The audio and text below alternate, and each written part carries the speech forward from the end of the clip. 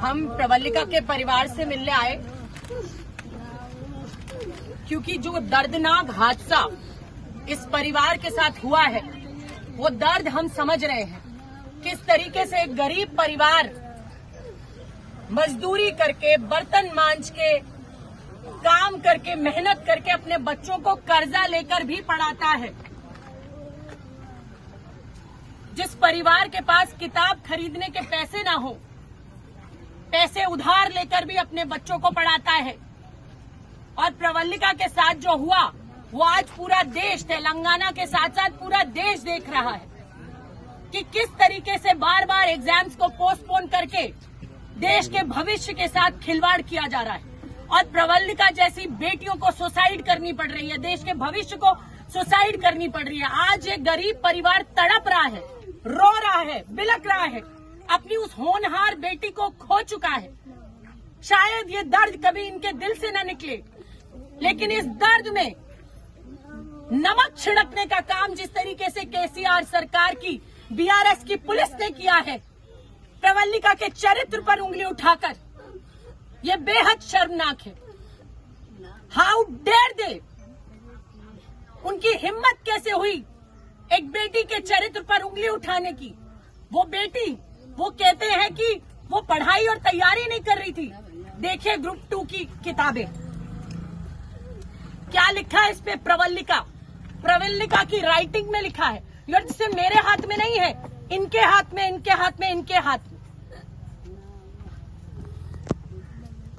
एक बेटी जो गांव से मेहनत करके कुछ बनने के लिए, अपने परिवार को पालने के लिए शहर में जा रही है, ये सरकार उनके चरित्र पर उंगली उठाती है, कहकर कि बॉयफ्रेंड की वजह से मौत हो गई।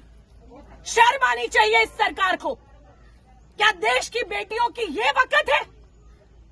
आज देश की बेटियां भविष्य संवार रही हैं, हवाई जहाज उड़ा रही हैं, बड़े बड़े प्रतिनिधित्व कर रही हैं, और ये देश की बेटियों को इन्होंने इस तरीके से समझा है। आज प्रवल्लिका ने अपनी मां को सुसाइड करने से पहले जो सुसाइड नोट लिखा, उसमें लिखा कि मां मैं गांव में तब आऊंगी जब नौकरी लग जाएगी। लेकिन बार बार जिस तरीके से परीक्षाएं रद्द हुई, उन बच्चों को मजबूर कर दिया गया आत्महत्या करने के लिए। और ना जाने कितने सारे बच्चे आज प्रवल्लिका की तरह जूझ रहे होंगे, दिमागी परेशानी से, डिप्रेशन से। ना जाने कितने बच्चों के दिल में यह आ रहा होगा।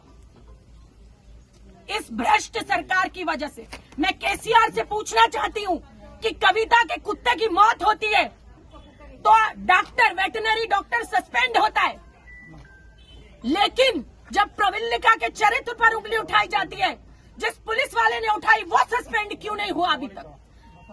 क्या प्रवल्लिका इस तेलंगाना की बेटी नहीं है? इस दुख की घड़ी में, इस परेशानी की घड़ी में हम प्रवल्लिका के परिवार के साथ है पूरी की पूरी कांग्रेस पार्टी। प्रियंका गांधी जी ने कहा है कि इस दर्द की घड़ी में हम प्रवल्लिका के परिवार के साथ है और जो मदद होगी हम लोग करेंगे। हम खड़े हैं, इस परिवार के साथ खड़े रहेंगे और इनकी लड़ाई लड़ते रहेंगे।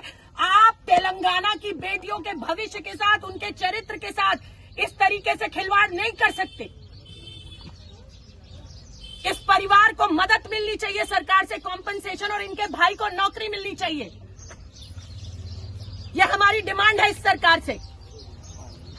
या तो पूरी करिए, नहीं तो युवा से कह दीजिए आप नाकारे हैं, निकम्मे हैं, आप नहीं दे सकते तेलंगाना को कुछ।